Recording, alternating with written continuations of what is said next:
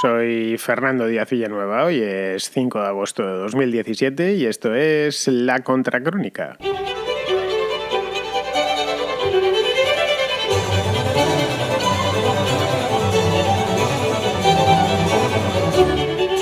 No recuerdo si ayer os dije si teníamos hoy contraplano o contraportada. La verdad, no me acuerdo si os lo dije antes de terminar, pero vamos, os lo digo hoy. Vamos a tener contraplano. La semana pasada tuvimos contraportada, el programa de los libros, y hoy toca el programa de las películas, que lo tuvimos por última vez hace 2 semanas.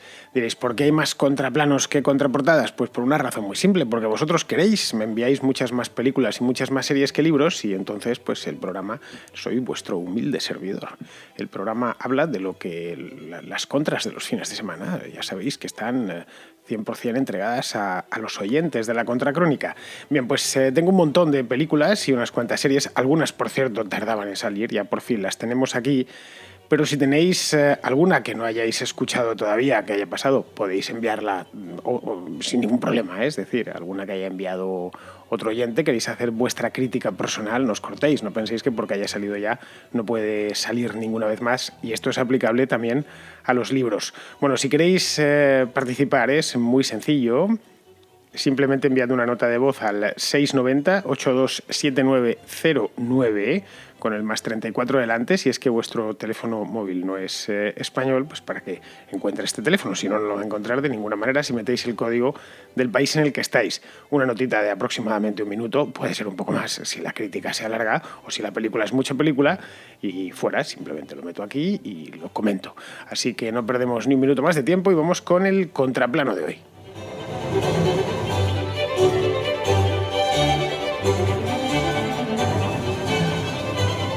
Pues vamos a empezar el contraplano de hoy con una película, bueno, ¿qué digo una película? Un peliculón, una obra maestra de Luis García Berlanga que nos trae Eduardo. Esta semana quiero proponer un clásico berlanguiano atemporal, La vaquilla de 1985. Puede que La vaquilla no sea la mejor película de Berlanga, pero de todas es mi favorita y por eso la traigo. La semana pasada decías que Berlanga abría con un estilete el alma de España. Creo que La vaquilla es más casi una operación a corazón abierto. Iba a decir que sin anestesia, pero pensándolo bien sí que la tiene, por lo que comentabas la semana pasada. Berlanga nos narra un suceso tan trágico como fue la Guerra Civil, pero yendo deliberadamente del drama y del efectismo y del panfletismo y de la politización del conflicto, que son notas que desgraciadamente caracterizan el género de la Guerra Civil en nuestro cine. Como siempre, Berlanga y Azcona nos cuentan una historia de un fracaso. Esta vez es un grupo de milicianos republicanos que se adentran en zona nacional para llevar a cabo un plan absurdo. Y hasta ahí voy a contar. En el aspecto técnico, la narración de la historia tiene tal dinamismo que llega a ser casi hipnótica. A mí me lo parece. La vaquilla, si la empiezas, la acabas, aunque sea la enésima vez que la ves. El tiempo interno de la película transcurre en un solo día y cuando se acaba parece que lo has bebido entero. Además acaba con ese final tan triste y tan metafónico que tiene que dejar al espectador con cara de idiota pensando si esto realmente era una película cómica o no. Voy a tratar de contar lo menos posible de la película. Solo invito a todos los oyentes a que la vean o a que la refresquen y a que la disfruten y a que saquen sus propias conclusiones. Yo personalmente creo que La vaquilla es la tragicomedia española por excelencia, con un sentido del humor rayano en el sarcasmo y con el pesimismo antropológico que el mismo Berlanga reconoce en muchas entrevistas. Y con todo ello nos hace un retrato estereofónico de España. Estereofónico porque creo que toca muchos palos. Es un retrato moral, un retrato psicológico y un retrato sociológico de aquellas dos Españas que trataban de tirar más fuerte de la vaca que el contrario para traerla al frente más rápido que el otro y jaleados desde la trinchera y ordenados desde la trinchera por otros que se dejaban la garganta para ver qué himno se oía más fuerte, si las barricadas o el cara al sol.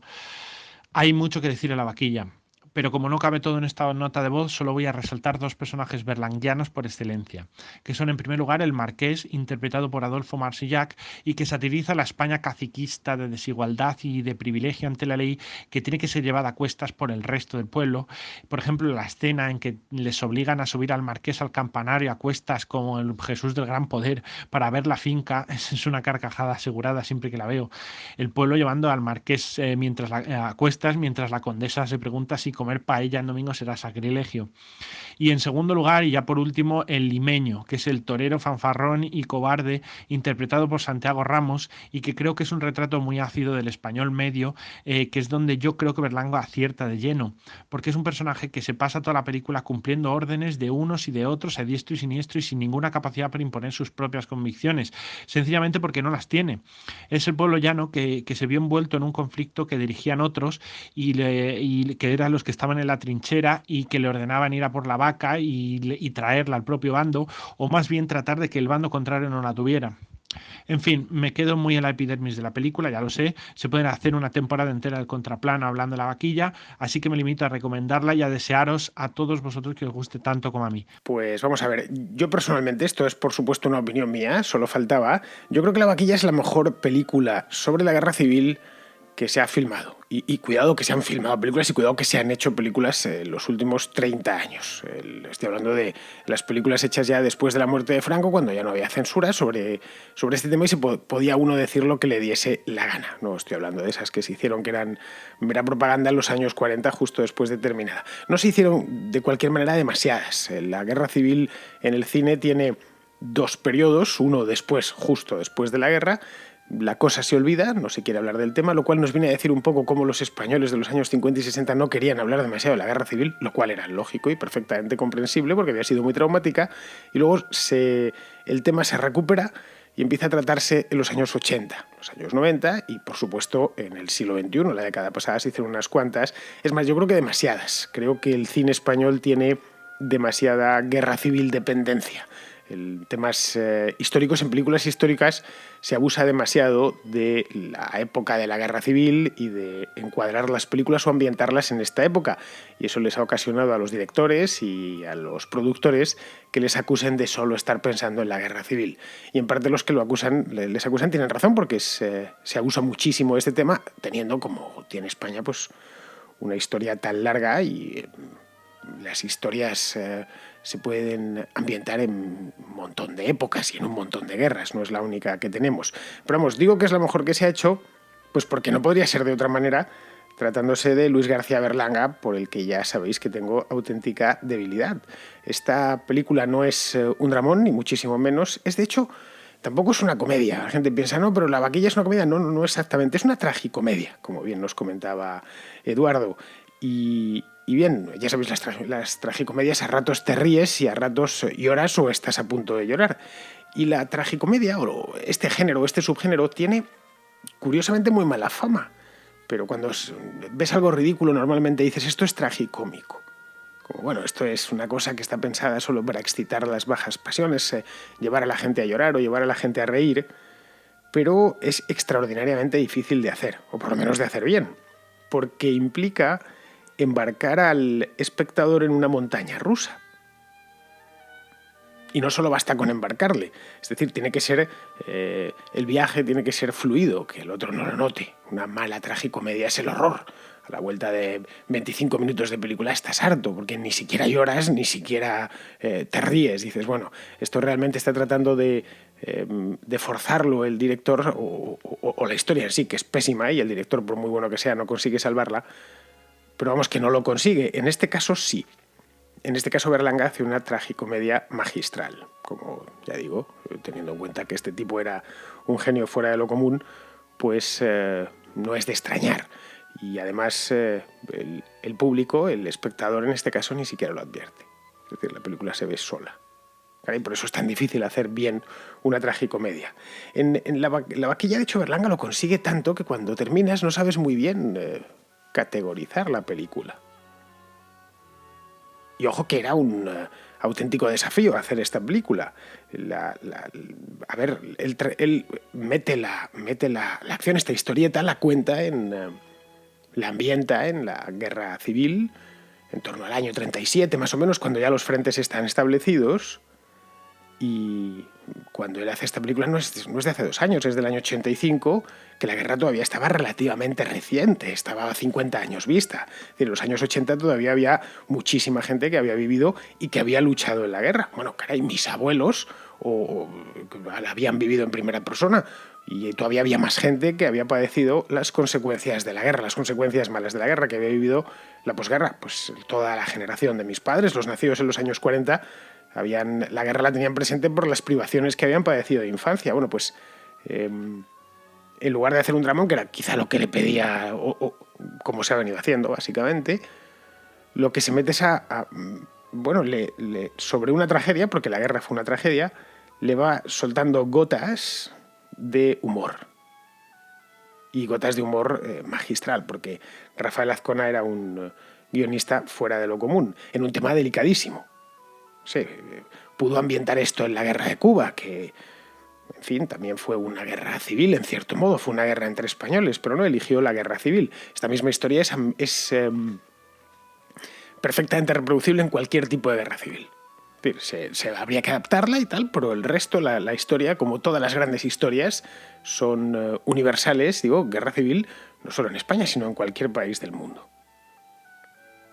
Es decir, la idea de las guerras civiles, bueno, la idea y el drama de las guerras civiles es que uno combate donde le toca, uno no elige bando, en una palabra. Es decir, en nuestra guerra en concreto, ahora que hay tantos insensatos tratando de reavivar esos odios, pues se combatía en un bando o en otro por la llamada lealtad geográfica. Es decir, si el levantamiento te había pillado, o el general de turno de tu ciudad se había levantado con Franco, pues te tocaba combatir en el Ejército Nacional, y si no lo había hecho, pues en el Republicano. Era así de sencillo. Había casos de pasados que se llamaban, pues un tipo cogía y se pasaba al bando contrario, pero era algo minoritario. Lo normal es que te pillase donde te pillase, ¿no? No sé, todo el mundo, todos los españoles tenemos alguna historia. Mi abuelo, por ejemplo, pues luchó en el bando nacional, pero porque, aunque él era madrileño, el levantamiento le pilló haciendo la mili en África, en el protectorado, entonces ya tuvo que hacer la guerra con Franco. Pero su hermano luchó en el ejército republicano porque él estaba en Madrid, no estaba haciendo la mili. Bien, pues a partir de ese absurdo, todas las guerras civiles parten de ese absurdo, Berlanga construyó una historia asquerosamente realista, pero que pasada por las manos de Rafael Azcona, que ya digo, es de los mejores guionistas de la historia de España, pues se convierte en una auténtica delicia. Convierte ese absurdo lo convierte en algo que te llega y te llega muy dentro. Y además te hace reír. Es decir, lo que digo, que la tragicomedia tiene que combinar el llanto y la risa casi a partes iguales. Berlanga muestra, por ejemplo, que no había dos Españas, que solo había una.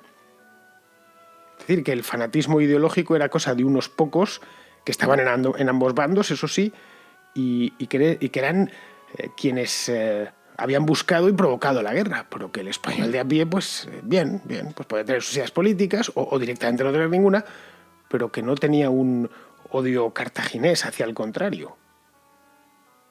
Es decir, la película en este aspecto lo ves y no sabes lo cual es lo suyo. Si queremos hacerle una lectura ideológica, dices, ¿de qué pie cojea? Pues no cojea a ninguno de los dos como debe de ser, porque la guerra en sí fue una tragedia tan grande que pensar que hubo buenos en aquello, pues es empezar mal, ya es empezar con mal pie.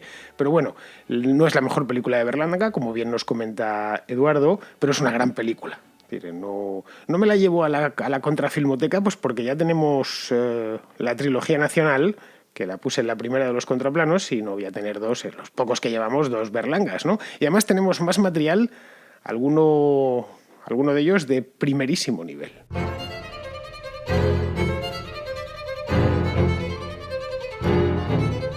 Daniel Parisini, que es de Argentina, nos trae una película de su país que muchos ya conoceréis porque es una película de hace muy pocos años. Y voy a recomendarte la que en mi opinión es la mejor película que se hizo en este país en toda la historia, y se llama El secreto de sus ojos.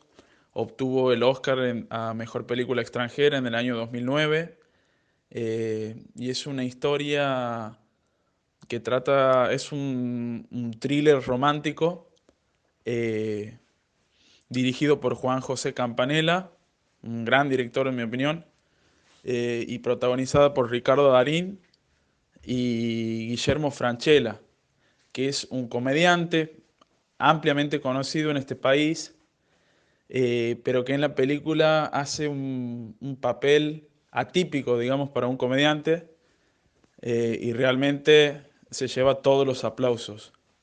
Está ambientada en la década del 70, previa a la dictadura militar.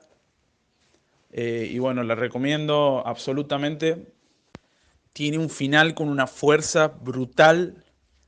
Como dicen ustedes en España, os vais a cagar encima cuando vean el final de El secreto de sus ojos. Bueno, supongo que todos la habréis visto, y si no todos, prácticamente todos. El secreto de sus ojos es una película, como os decía antes, muy reciente, es del año 2010. De hecho, le dieron los premios en el año 2010, es decir, que se estrenaría en el año 2009, pero hace muy poquito.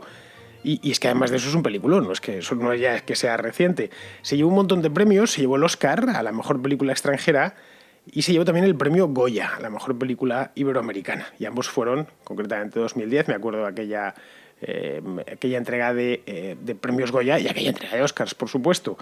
El actor principal es Ricardo Darín, que es un actor excepcional. Yo personalmente creo que es el mejor actor que tiene Argentina ahora mismo. Y pues como en todas sus películas, o en prácticamente todas sus películas, Darín es un actor que no defrauda. Y la actriz protagonista, que no recuerdo el nombre ahora, también está muy bien.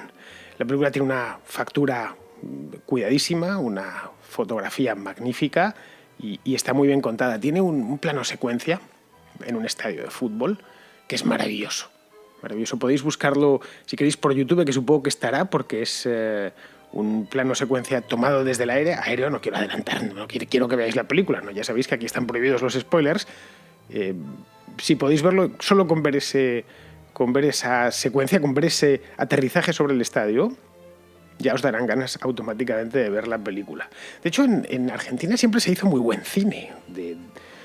A mí, junto al cine español, de todos los cines hispanos que hay, todos los cines en español, es el que más me gusta.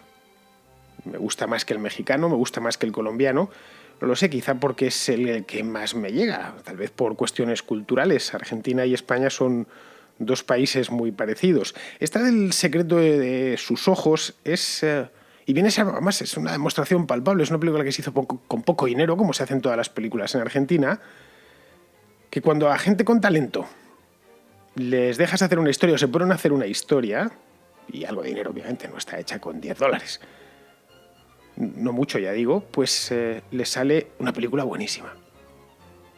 Que en el cine realmente necesitas, obviamente, gasolina, pero aparte que la gasolina sola no basta, que necesitas también muy buenos actores, necesitas una buena dirección, una gran fotografía y un buen guión, especialmente un buen guión. Si no tienes una buena historia que contar, aquello hace aguas por todas partes. De hecho, esta película tiene un remake hollywoodiense que se hizo unos años después, que se llama El secreto de una obsesión, con toda la artillería. Pues estaba Nicole Kidman, estaba Julia Roberts y, bueno, y su padre, es decir, todos los actores famosos, una película de alto presupuesto. Yo fui de los que tiré el dinero para ir a verla, os lo reconozco, pensando que iba a estar precisamente por eso, porque como me había gustado tanto El secreto de sus ojos, la versión argentina, dije, bueno, a ver qué tal está la versión norteamericana. Es un remake tal cual. Lo digo, esto lo hacen muchísimo en Estados Unidos. Toman una película que se ha hecho en Europa o que se ha hecho en Sudamérica, les gusta, pero como ellos no ven cine que no sea norteamericano, quitando, bueno, pues los cines de arte y ensayo, ¿no?, que lo ven 4 neoyorquinos, el resto de los norteamericanos son incapaces de ver una película doblada, una película que no sea norteamericana, eso que se pierden. Pues lo que hacen es que cuando hay una buena historia o una película está teniendo mucho éxito por ahí, lo que hacen es convertirla reinterpretarla y grabarla filmarla con sus actores, ¿no? Pero el guión es exactamente el mismo. Y la verdad, yo sinceramente no me gustó mucho. De hecho, fui a mirar el presupuesto de ambas películas y me lo dijo todo. La película argentina costó $2 millones, que no está mal, con $2 millones. Bueno, claro, un director en Los Ángeles no tiene ni para pipas, no puede pagar ni al actor principal, pero claro, un director argentino, vamos, te hace como Campanella, te hace virguerías. El caso lo tenemos aquí. La película estadounidense costó $20 millones, que es una cifra modesta para lo que cuestan las superproducciones en Hollywood, pero claro, no quiero ni pensar... Bueno, de hecho, si le hubiesen dado a Campanella $20 millones, creo que hubiera hecho la misma película, porque hacer eso costaba 2 millones, en una palabra. Bueno, quizá a Darín le hubiera podido pagar un poco más, ¿no? Al guionista le hubiera podido pagar un poco más y ya está. Y otra cosa, ya con esto ya termino, Daniel, si quieres lo de cagarse encima, si quieres la españolada completa, ya tienes que decir, es cágate por la pata abajo, o es de cagarse por la pata abajo. Eso ya es el españolismo total. Si lo sueltas allí en Argentina, cuando lo escuchen se van a cagar por la pata abajo. Muy bien, pues vamos a seguir. Seguimos con Javier, que está en Santorini, en una isla en Grecia, una isla bien bonita. Javier es un tío afortunado, que nos trae 2 películas, una española y otra alemana. Quería recomendar una película de cine español que se llama Magical Girl, de Carlos Bermúdez, un antiguo escritor de cómics, donde sale Bárbara Eleni haciendo un papel estelar. Y es una película que me gusta mucho, es un thriller psicológico, podríamos decir, donde te dejan huecos a rellenar por ti, así que creas tú un poco la película. Muy recomendable, Magical Girl. Y ya que el otro día estuvisteis hablando de cine alemán, también me gustaría recomendar una comedia que vi hace poco que se llama Ha vuelto, que básicamente va de que aparece Hitler en Berlín hace 2 o 3 años y el cómo reacciona al mundo en el que se encuentra. Un saludo a todos. De Magical Girl mucho no te puedo decir porque no la he visto, entonces no sé que existe y poco más, pero vamos, que no he visto ni el tráiler. No te digo más. La que sí he visto es a la actriz principal, que es Bárbara Eleni, según me cuentas, pues sí que la he visto y lo más que puedo decir es que la mujer es guapísima, es guapa hasta decir basta y poco más. De ahí que me fío de lo que tú me dices, y me dices que la película es buena, pues buena tiene que ser. La otra, la de Ha vuelto, sí que la he visto. De hecho está en Netflix, por si queréis verla. Está disponible, doblada al español, sin ningún problema. Además yo me la tuve que comer en alemán y a mí me gusta ver el cine doblado. Ya sé que es anormal que la gente lo diga, pero a todos nos gusta ver el cine doblado, a prácticamente todos. Lo que pasa es que no se reconoce públicamente por miedo a pensar que eres un inculto o que realmente no eres un cinéfilo. A mí me gusta ver el cine doblado, voy más lejos. Me gusta ver el cine doblado en castellano del mío, en español de España, vamos. Es decir, siempre y cuando, hombre, no, si una película mexicana me gusta verla, me gusta que suene auténtico, en una palabra, pero en mi idioma, para poderme centrar en la historia y en las imágenes y no tener que estar leyendo en la pantalla. Muy bien, pues esta me la tuve que ver en alemán, por supuesto con subtítulos. Y bien, pues, a ver, es una película divertida, pero bueno, pues para alemanes es una película que los alemanes se tiran por los suelos de risa. Tuvo muchísimo éxito el año pasado en Alemania, no sé si fue la película más taquillera, pero ahí le debió andar. Es humor alemán, que ya sabéis que los alemanes, bueno, no es decir mucho humor alemán, porque no es precisamente el país, tienen muchas virtudes, el pueblo alemán lo conozco bien, tiene muchísimas virtudes, de hecho, pero entre ellas no está el hacer reír, no nos engañemos, esa es la verdad. En Alemania es un país estupendo para trabajar, para llevar una vida tranquila, para producir, para mil cosas, para escuchar música, pero no es el país donde te vas a reír demasiado. Por cierto, el actor que interpreta a Hitler en esta película, que se llama Oliver Masucci, es medio italiano. Es un tipo nacido y criado en Alemania, obviamente, pero su padre era italiano. Entonces, creo que esta es la mejor humorada de todas, porque el Führer despreciaba a los italianos, en general a todos los mediterráneos. Los consideraba no al nivel de los judíos, pero nos consideraba a los del sur de Europa, pues una especie de Untermensch, de hombres, de subhombres, que nuestra misión en el mundo era servir a la raza de los amos, que era la de los germanos. Bueno, pues en este caso le interpreta a un tío que es medio italiano. Por lo demás, si tenéis Netflix, podéis verla a coste cero. Ya sabéis que Netflix se paga una vez al mes. No es que vayáis a romperos la caja de risa, pero bueno, no está mal. En esto, por cierto, de resucitar dictadores, no sé, quizá os parezca muy original a los más jóvenes. Bueno, fíjate, oye, hay que reconocer que la idea de resucitar a Hitler y hacerle pasear por Berlín en el año 2016, pues está bien pensada, bien. Esto, el cine español ya se anticipó hace muchos años cuando resucitó a Franco en 1980. Es una película que se llama El tercer año resucitó, que venía de una novela de Fernando Vizcaíno Casas. La película esta no es gran cosa. El libro eran de estos libros de la transición que se vendían mucho, especialmente entre la gente de derechas, y Vizcaíno Casas era un tío muy agudo y muy ingenioso.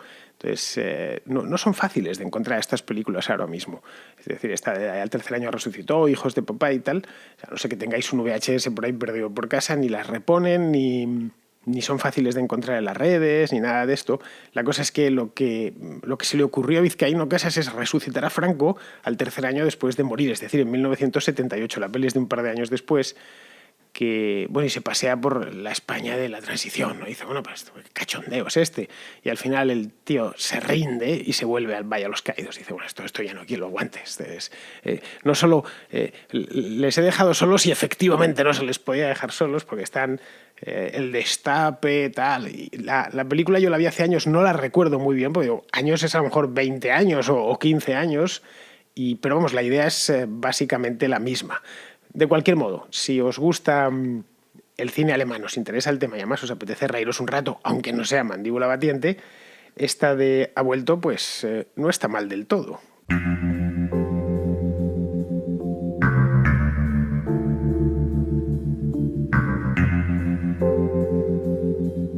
Continuamos con Francisco, que nos trae un pedazo de serie.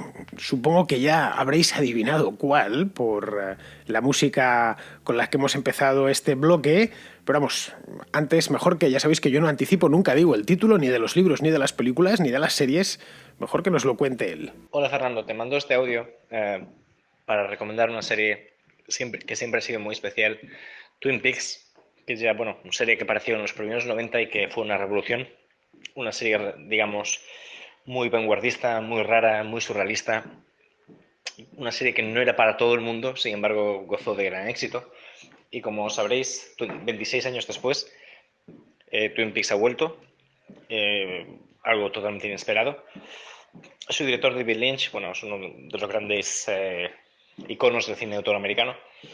Y la nueva serie, que todo el mundo está hablando ahora del último capítulo, del capítulo 8º, lo que es realmente un ejemplo muy, en mi opinión, muy bruto de cine de vanguardia llevado a la televisión. Lo que valoro de esta serie, más allá de la atmósfera, del misterio, de lo difícil de entender que es que David Lynch, en pleno boom de las series, no ha hecho otra serie, digamos, pretendidamente asequible para todo el mundo. No se ha vendido. No ha hecho, digamos, una serie para el espectador medio de Juego de Tronos. Ha hecho una serie, pues, que es como, vamos, que carece de ritmo, que carece de digamos, las facilidades que da una serie de este perfil.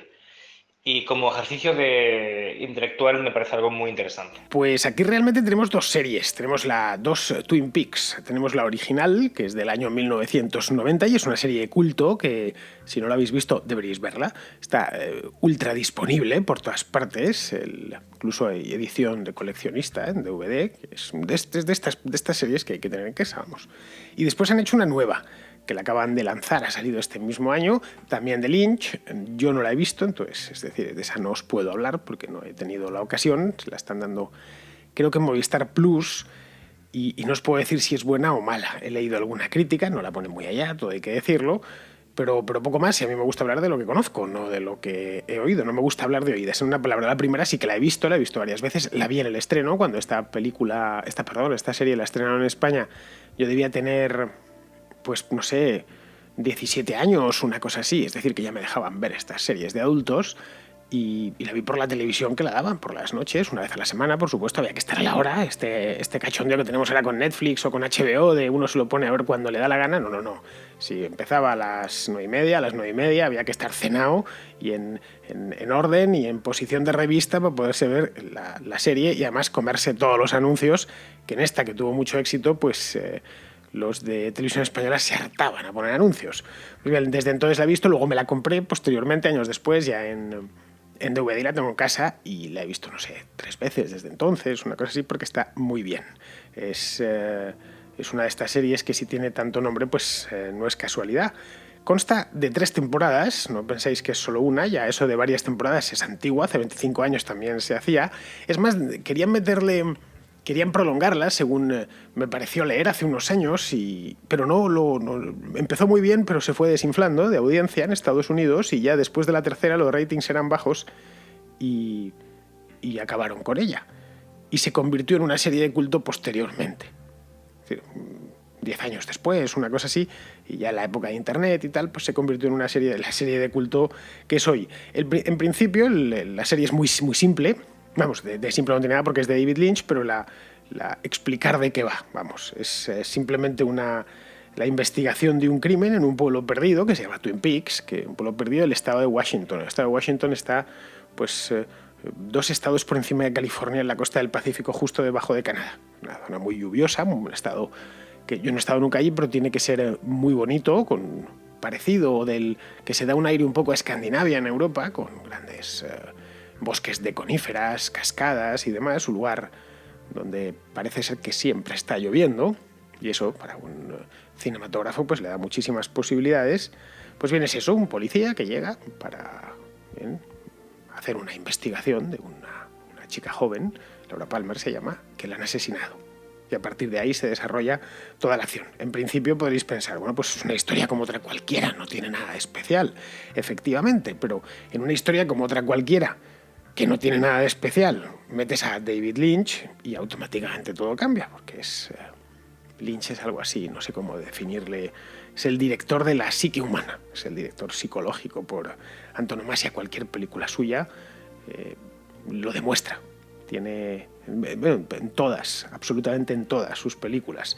De hecho, todo el universo lynchiano se da cita en Twin Peaks. Como más tuvo 3 temporadas, para muchísimos capítulos para demostrarlo, o sea, cita el surrealismo, el humor negro, el componente sobrenatural, que es muy, muy de David Lynch también, esas cosas inexplicables que no sabes muy bien, que luego estás después de ver el capítulo durante una semana pensando, ¿y qué sería eso exactamente? ¿Por qué? Y tal. Eso a los espectadores de hace 25 años nos causaba mucha impresión. Hoy, como estamos ya curados de espanto y tenemos una sobredosis de imagen y de historias por todos los lados, ya no nos causa tanta impresión.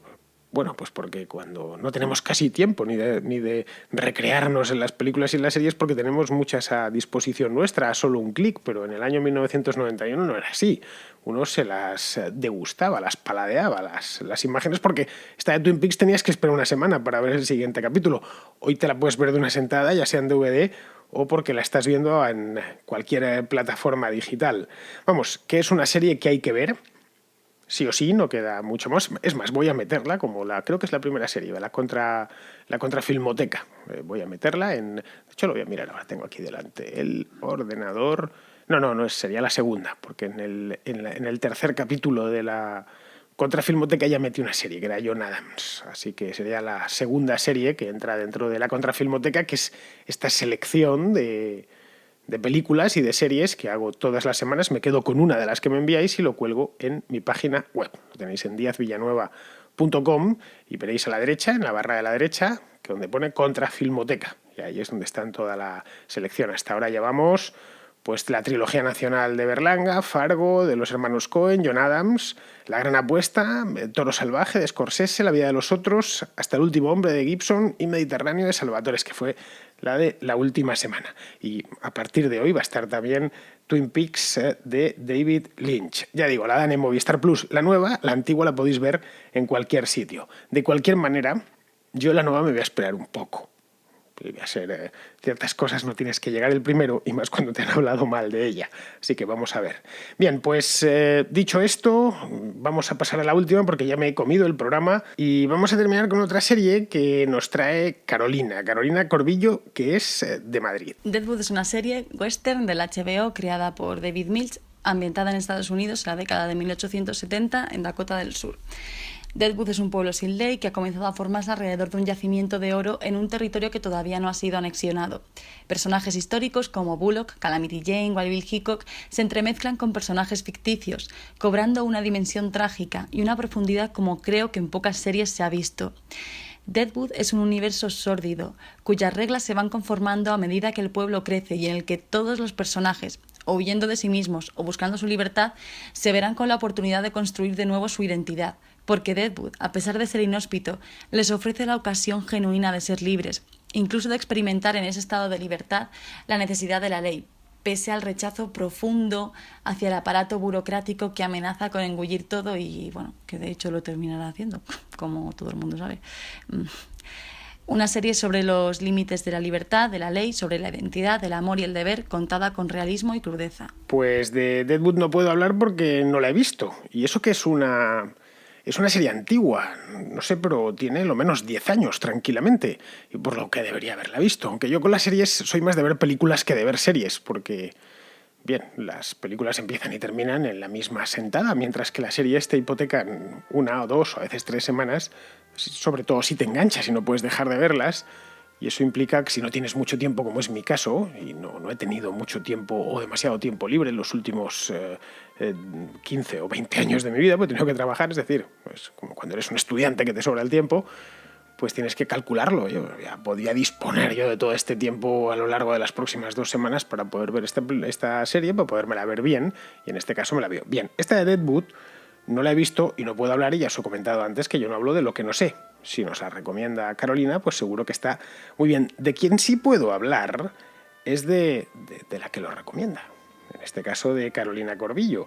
Carolina, aparte de tener un buen gusto para las series de televisión y en general para el cine, Carolina es actriz, es guionista, es novelista y además es cantante.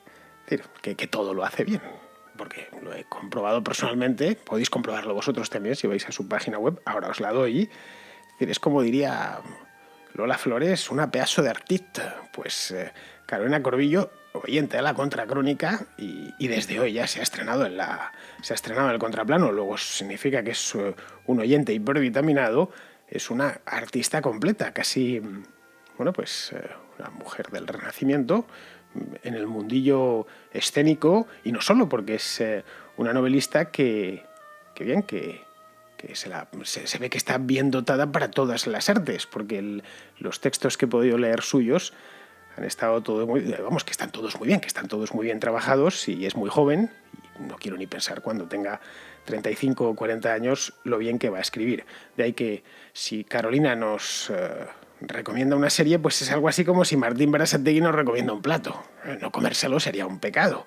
Si un cocinero de primera línea dice, no, tienes que comerte esto, está riquísimo, tal, vas de cabeza. Pues en este caso lo mismo. A Carolina la podéis encontrar en su página web, que es Carolina Corbillo, con V de Valencia, .com.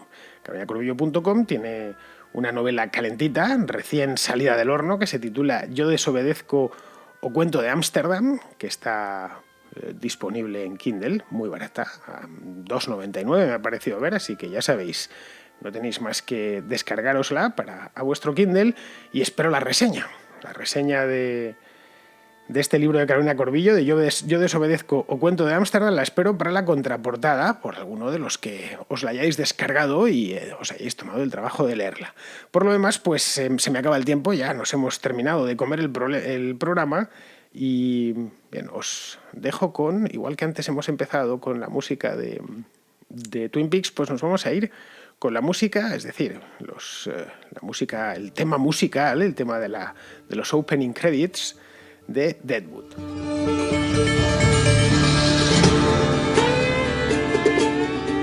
Como podéis ver, invita a verla, esos acordes tan del oeste americano.